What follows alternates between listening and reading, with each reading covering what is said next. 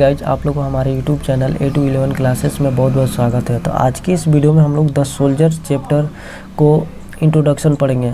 Guys, इसको पढ़ने से पहले हम आप लोग को बता दूं कि देखिए, इसमें जो चैप्टर है हर एक चैप्टर का एक प्लेलिस्ट बना दिया गया है, जिसमें से आपका पोएट के इंट्रोडक्शन, समरी, ऑब्जेक्टिव्स और इसके जो भी क्वेश्चन आंसर है, उन सारे क्वेश्चन आंसर को एक प्लेलिस्ट में डाल दिया गया और डिस्क्रिप्शन बॉक्स में जाएंगे, वहाँ पर आपको मिल जाएगा। और बारी बारी से हर एक वीडियो में जाकर के आप आसानी से सारे एक चैप्टर को आसानी से सारे जितने भी क्वेश्चन आंसर, ऑब्जेक्टिव है, इंट्रोडक्शन है, लाइन बाय लाइन हिंदी है, सारा वीडियो आपको मिल जाएगा। तो आपको इस पर टेंशन लेने की बिल्कुल भी ज़रूरत नहीं है। चलिए हम पढ़ते हैं द सोल्जर।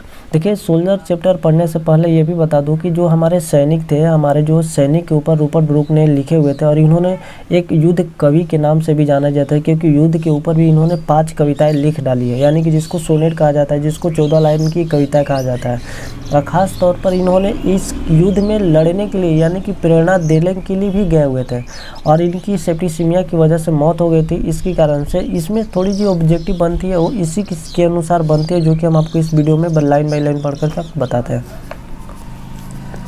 द सोल्जर है, द सोल्जर जो चैप्टर है, यानी जो सैनिक, रूपर्ट ब्रूक के द्वारा लिखा गया है।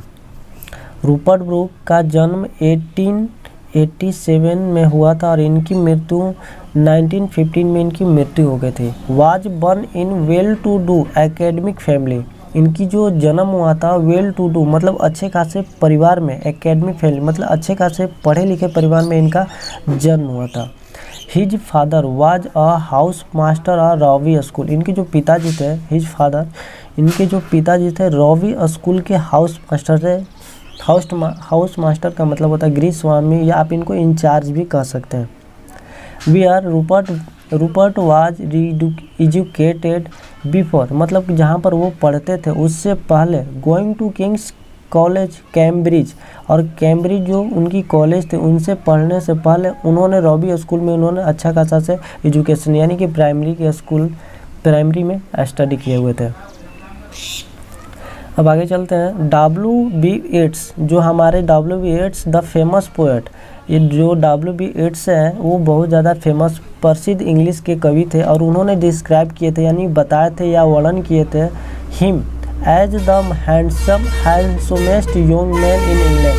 उन्होंने बताया हुआ था कि जो इंग्लैंड के सबसे खूबसूरत आदमी है, या उनके बारे में अगर कहा दे कि जो सबसे खूबसूरत आदमी है वो रूपर्ट ब्रूक ही है। उन्होंने बताया, ऐसा बतलाया था कि उनके पास टैलेंट भी था, उन्होंने युद्ध के ऊपर उन्होंने कविताएं भी काफ़ी सारी लिख डाली थी। इसी की वजह से उन्होंने इनको हैंडसमेस्ट यंग मैन भी कहा जाता है। ऐसे तो यहाँ पर मोस्ट हैंडसम होना चाहिए था, लेकिन हमारे जो कविता, जितने भी कविताएं लिखने वाले कवि होते हैं, उन सारे वर्डों के साथ खेलते हैं और अपने अनुसार से बनाते हैं। तो इसके लिए बिल्कुल भी टेंशन ना लीजिए कि यहाँ पर गलत है, बिल्कुल भी गलत नहीं है, क्योंकि कवि लोग हैं वो अपने शब्दों के साथ खेलना पसंद करते हैं।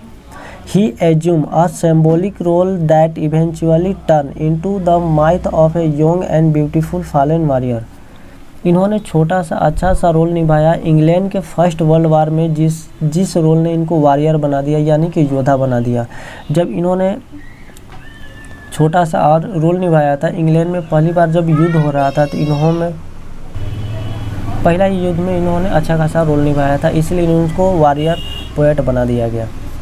He died of septicaemia on April 23, 1915, यानी इनकी जो मृत्यु हुई थी सेप्टिसिमिया के कारण हुई थी। सेप्टिसिमिया क्या होता है? सेप्टिसिमिया में ब्लड पॉइजन के कारण होता है। हालांकि अगर किसी कीड़े की काटने की वजह से इनकी मृत्यु हो गई थी। जब एक युद्ध करने के लिए, एक सिपाही थे और युद्ध करने के लिए गए थे, वहाँ पर एक सेप्टिसिमिया, एक कीड़े हुआ करता था, उस कीड़े ने इनको काट दिया था, जिसमें ब्लड पॉइजन हुआ था इनकी, जिसके कारण से इसकी मृत्यु हो गई थी। 23 अप्रैल 1915 ईस्वी में इनकी मौत हो गई थी। Of the island of Lemnos in Aegean on his way to battle of Gallipoli, यानी कि हम इसको कहते हैं गैवीपोली नाम के जगह पर युद्ध हो रहा था। जो एजियन समुद्र, जो हमारे जो एजियन है, एजियन समुद्र के पास नाम का एक आइलैंड था, और वहीं पर इनका युद्ध हो रहा था। और आइलैंड किसे कहते हैं? आइलैंड एक छोटा सा स्थान होता है जो पानी के बीचों बीच में होता है, ज़मीन का टुकड़ा होता है। आप हालांकि फिल्मों में देखे होंगे या काफ़ी सारे ऐसे बुक्स में भी देखे होंगे, पढ़े भी होंगे इस आइलैंड के बारे में। तो कह सकते हैं कि वहाँ पर एक एजर नाम के समुद्र था, वहाँ पर लेमनस नाम का एक आइलैंड था, वहीं पर इनकी मृत्यु हो गई थी। आप यहाँ तक समझ ही गए होंगे। Brooke is remember as war poet, और जो ब्रूक को याद किया जाता है या लोग याद करते हैं इसको वार पोएट, यानी कि युद्ध की कवि के बारे में, योद्धा कवि भी बोल सकते हैं, युद्ध के कवि भी कहते हैं। अगर इसमें ऑब्जेक्टिव बनता है कि इनको किस नाम से जाना जाता था, लोग इसको किस तरीक़े से याद करते हैं, तो वार पोएट भी बोल सकते हैं या युद्ध के कवि भी आप यहाँ पर बोल सकते हैं। हिंदी में तो यही होगा। हु इंस्पायर पैट्रियोटिज्म का मतलब होता है देशभक्ति। In the early phase of the first world war, उन्होंने पहले वर्ल्ड वार यानी कि पहली वर्ल्ड वार में पहले ही फेज में इन्होंने देशभक्ति को प्रेरणा दिया था, लोगों को ये बतलाया था कि देशभक्ति क्या होती है। अगर आप कहीं पर भी रहेंगे और वहाँ पर अगर जिस देश में आप रहते हैं उस देश के बारे में तो आप अच्छा खासा जानते हो, उस देश से आप प्यार करते ही होंगे।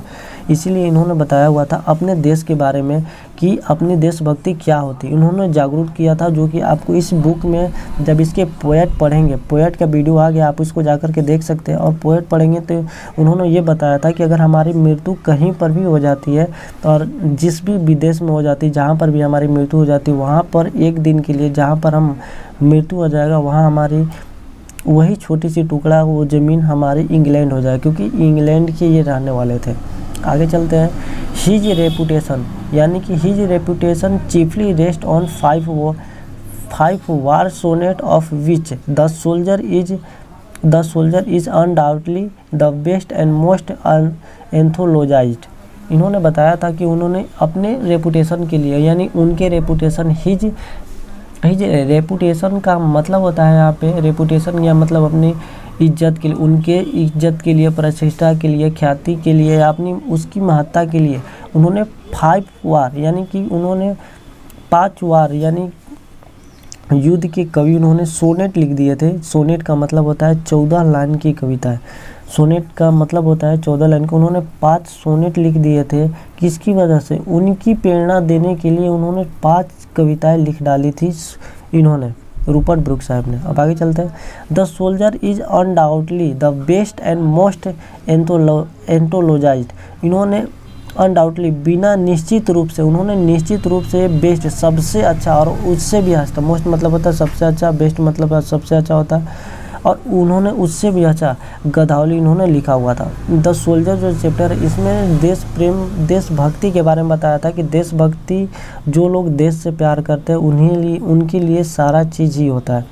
तो इस चैप्टर में हम आपको बता दिए कि इसमें बिल्कुल भी आपको टेंशन लेने की ज़रूरत नहीं। लाइन बाय लाइन एक एक लाइन के बारे में बताया था और वो भी बेस्ट तरीक़ा से बताएं। और इसकी जो पोएट की आ गई है आप उसको वीडियो को जाकर देख सकते हैं। कैसे वीडियो पसंद आता है तो चैनल को ज़रूर सब्सक्राइब कर दिएगा, सब्सक्राइब करना बिल्कुल ना भूलें।